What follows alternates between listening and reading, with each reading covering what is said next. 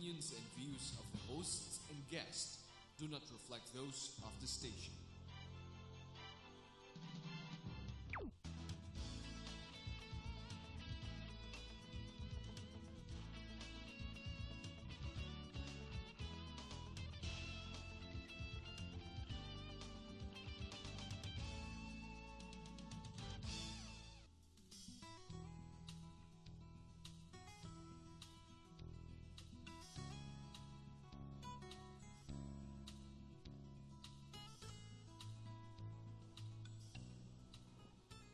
Good evening, ladies and gentlemen, and welcome once again to For the Public Good. We're the show that tries to identify corporations, institutions, and individuals who are doing good and doing it well. And I'm really lucky this evening to have one of my heroes with me this evening, Professor Gil Santos of Lyceum. Gil, thank you so much for being here. Hi, Larry. And I don't want to embarrass you, but I'm going to say congratulations. Last week, you were awarded the Outstanding Dignitaries Award for your work with Futuristics, right? That's right. With the NGO. That's and right. We're going to get into journalism in just a moment, but can you tell us a little bit about what you're doing at Futuristics? Well, Futuristics is a think tank. It's a private think tank, and what it does is it looks at all the factors that affect our lives. We should understand where we came from and why we're in such a state of mess or a state of progress at this point in time. Mess is probably closer. Then what you do is you get all the outside and domestic factors of our daily lives and see where we're heading, 10, 15, 20, 25 years into the future. And if you don't see, and if you see what you don't like in that future, you have to act now. Exactly. Because you can influence that future by acting now. Boy, and that's one of the things that maybe some of the things that are sold today, they're sold too far into the future and not talking about what we can do today. Well, the best simplified explanation is you look out of the window and you see dark clouds. Right. So it's going to rain. You know it's going to rain. Yeah. That's the future. It's not here yet, but what are you going to do? That's where you pick your options. Right. Then you say, this is what I'm going to do. This is the best option. Boy. Then it really affects your future in your favor. Well, that's great, and I have a young daughter. You've got young grandkids, I guess. Yes. Do you have great-grandkids yet, or? Not yet. Not yet, okay. Oh, I don't want to date you, By the way, in dating, before we get started, I was talking to you, and actually we're really lucky this evening. We have 5 of Gil's students are in the studio with us. Yes. And there will be a test later, so be sure and take good notes. Okay? Anyway, they're here this evening, and they are an inspiration to all of us. And I would just like to say to the folks out there, when I was very young, a businessman told me, I was in my early 30s, he says, look, find somebody that's 10 years older and 10 years younger. Anything more than 10 years is hard to relate to, you know. But find somebody 10 years older to become your model, And then find somebody 10 years younger that you can be a model to. And so I've reached an age where it's hard to find people that are still active that are 10 years older. Well, and I applaud you. You're one of the, and we're going to get into journalism, you're one of my heroes because you're 62 years in the business. 62 years in the business. Okay? And I'm just a relatively whippersnapper of only 42 or 43 years. And we learn a lot as we go along, but persevering, and that's one of the things that and as you get older and it's a continuous learning process all the time. You never stop. All the time. You never stop. And the fact of, being a model to somebody younger, I have a tendency to be a clown, And so trying to remember that I want to be like Gil Santos, maybe I won't be so much of a clown. No, so but this is the beauty of getting to teach in a university or a school. Because it keeps your mind, regardless of how old you are. I'm 80, I don't mind saying that. But the thing to do is to keep up with the young ones, learn their own language as well, so that there is a total understanding. Absolutely, and trying to see how they see the world, because we don't see the world the same way we did when we were 18 or 19 years old. And we don't have as much time as they have left. Right, well, maybe not, probably not. I don't know, I have only 125 years more to go. I've decided I'm going to be around for 105. That's enough, and I'm going to be bothering people the whole time. No, anyway, I thought tonight we would talk about journalism for the next generation, because we have some young people here. Yeah. And I think it's important. I mean, I care about broadcasting. I care about news. You've always taken the high road. You've been pretty much, you were with AP and running things. And Time I was, magazine, and I was writing advertising and commercial things, you know, and TV things all the time. But the idea is to Jimmy Cagney once said about acting, you look the other fella in the face, plant your feet, and tell the truth.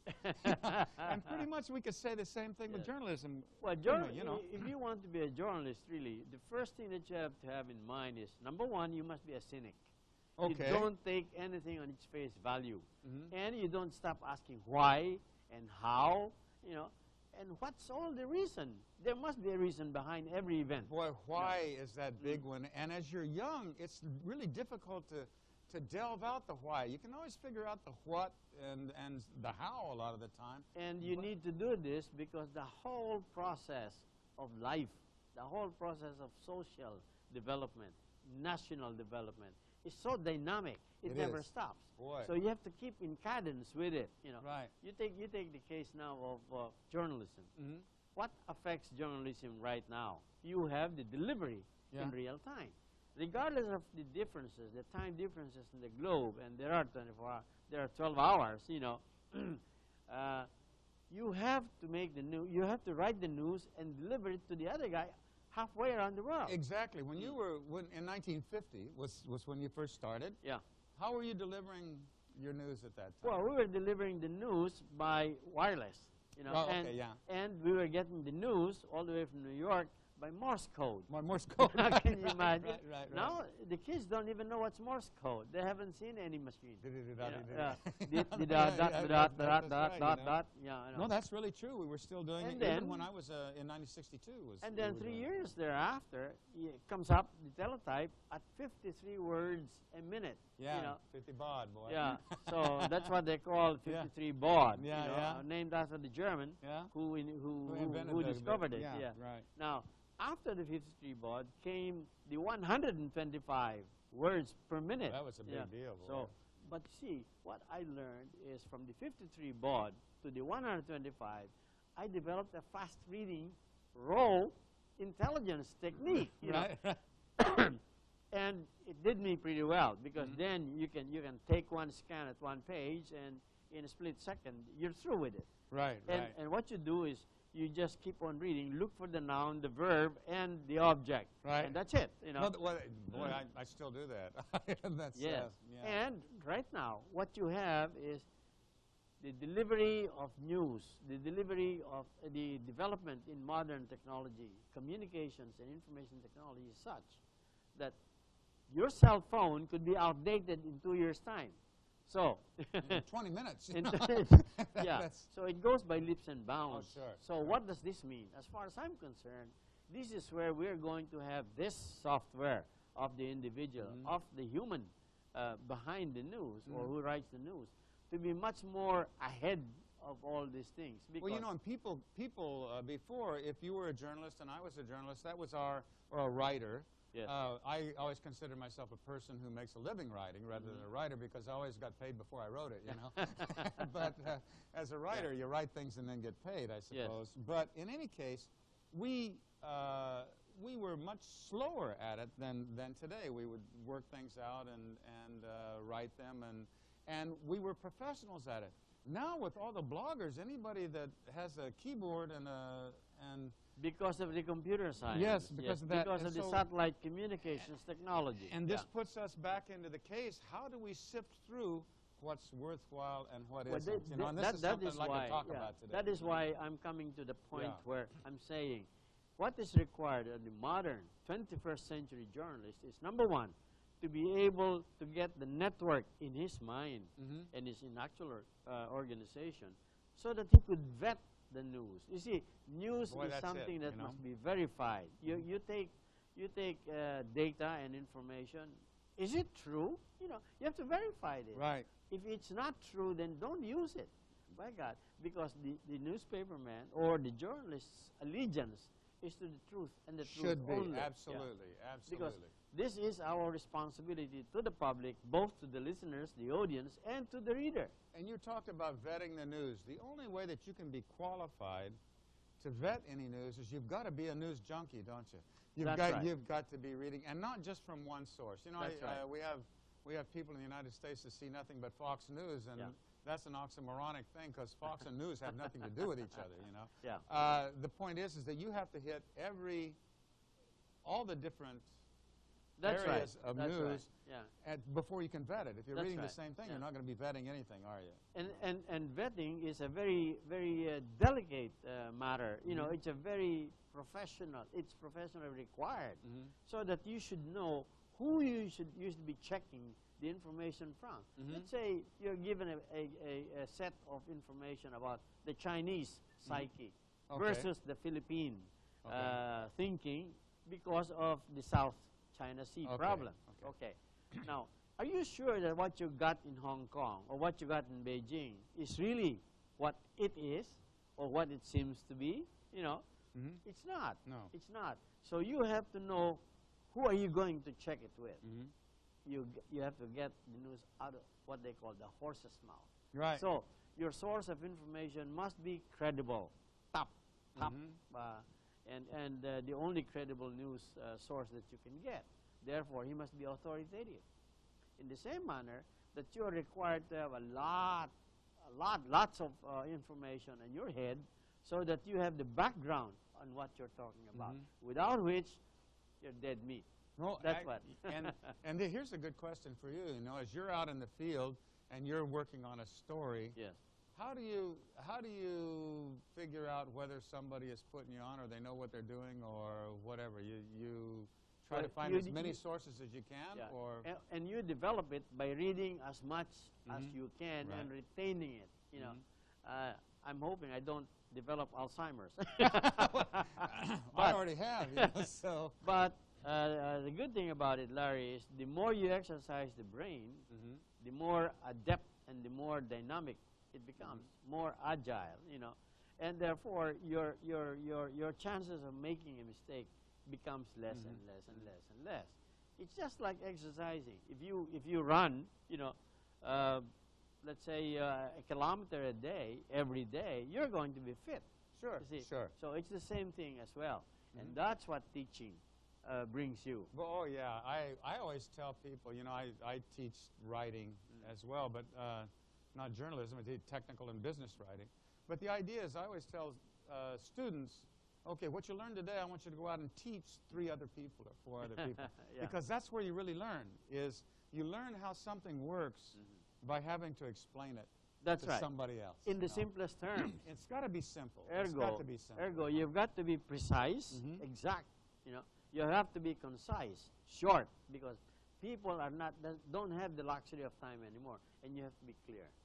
Well, clear, clear, correct, and concise are just about, you know, the 3 C's. That's the mantra of every writer I know. And if you're in business writing, you add another C for courteous. You know, because people often forget a kindness. They never forget it when you say something nasty. Well, there's another thing that a news person or a journalist should watch out for. In this day and age, where you have lots of interests going around the society, and you have geopolitics playing around, you have economics and international trade coming around. The national interest of each nation is there. And even if nations are friendly to each other, you still have this kind of competition, which is deadly. And there's always friction. There's always friction. You know? I was talking with someone earlier today about the fact that, you know, I've lived in Asia for 49 plus years, and most of that time was in Japan. And between America and Japan, there's always this friction of, back in the 80s, it was about trade, and it was about software and all sorts of things.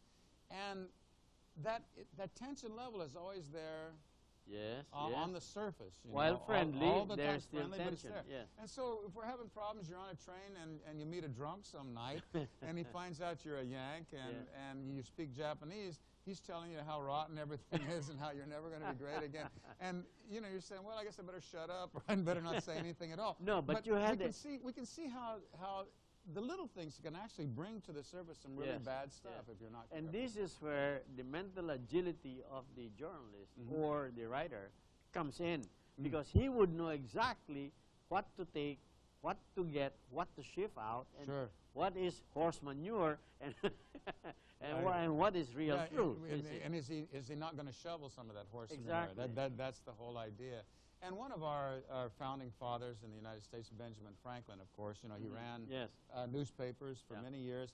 And one of the things that he always said, he says, I will never purposefully write anything to hurt somebody. Yeah. As a journalist, I would not do that. It's not something that I should do. Yeah. I can write the truth, and if it turns out that it comes out, but I would never attack anybody personally. And I think that was good advice. And it still holds today among the professionals. Yes, it does. The real journalists don't do that. They really don't. That's right. And you remember, that was the age of the old Philadelphia Inquirer, which he founded. Benjamin Franklin founded. Now, this holds true to the present day journalism and the present day journalists. Why? Because unless you maintain that ethical, moral, and professional stance in your job, where the hell are you going? What for?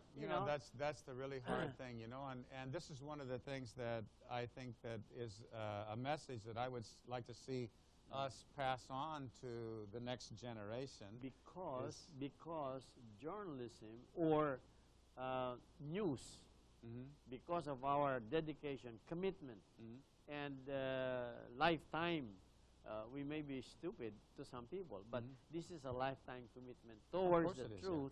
Then you have something to live by, and that is something that the young ones, the young people nowadays must be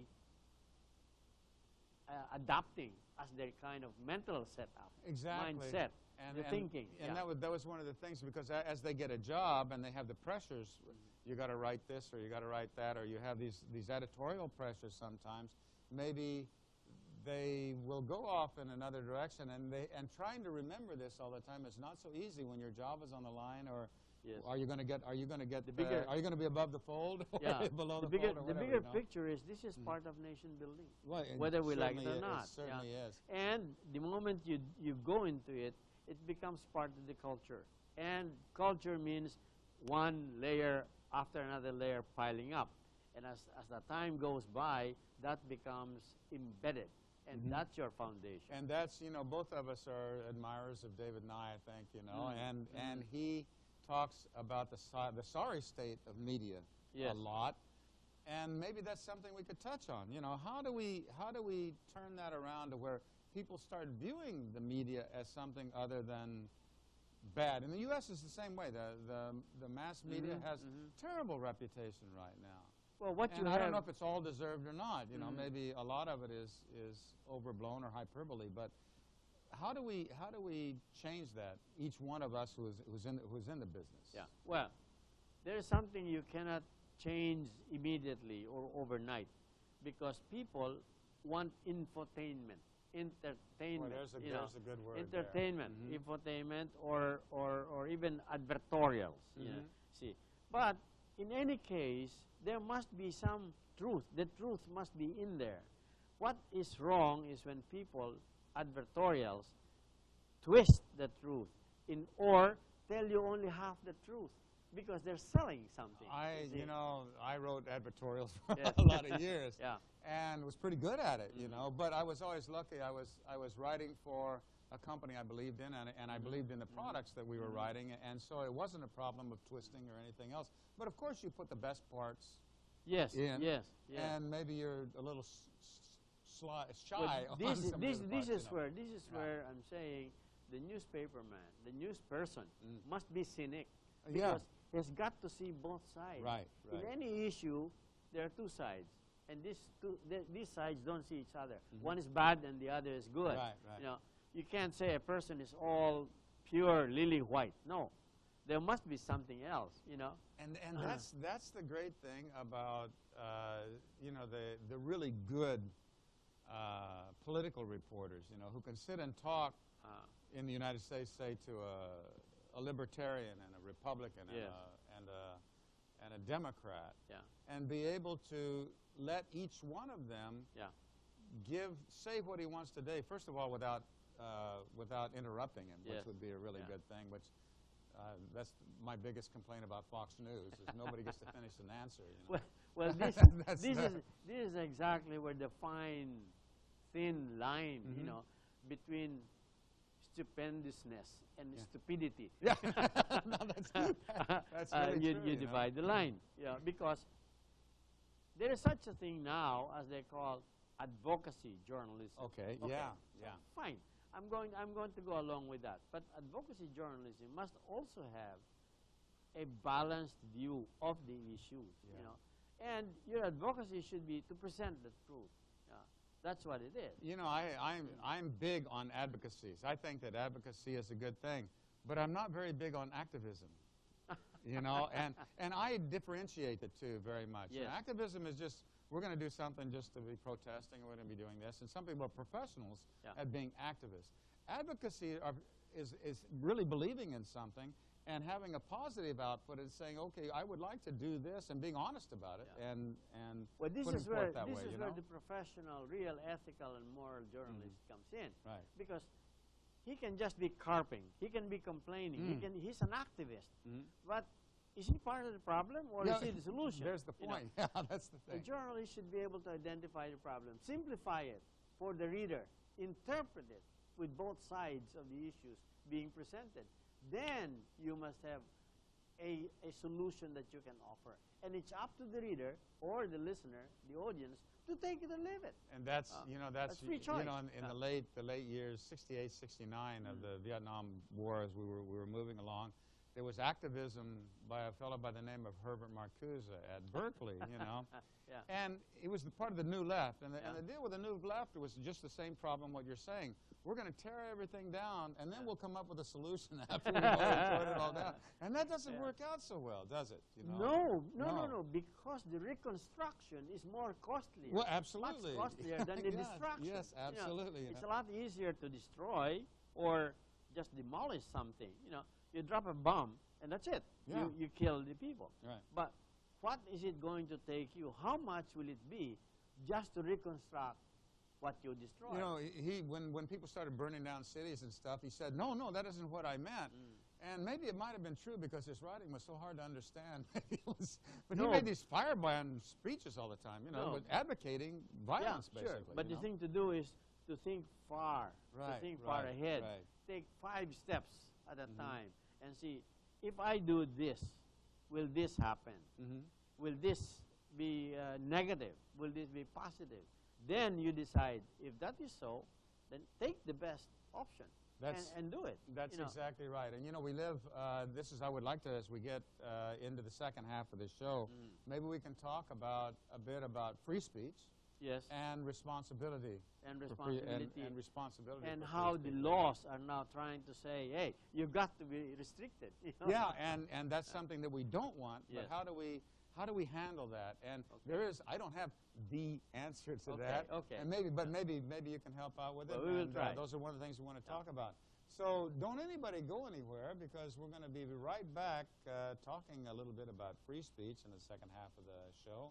And you students out there, I hope you're all taking good notes, and we'll be all ready for your test next week, okay? Okay, don't anybody go anywhere. We're going to be right back.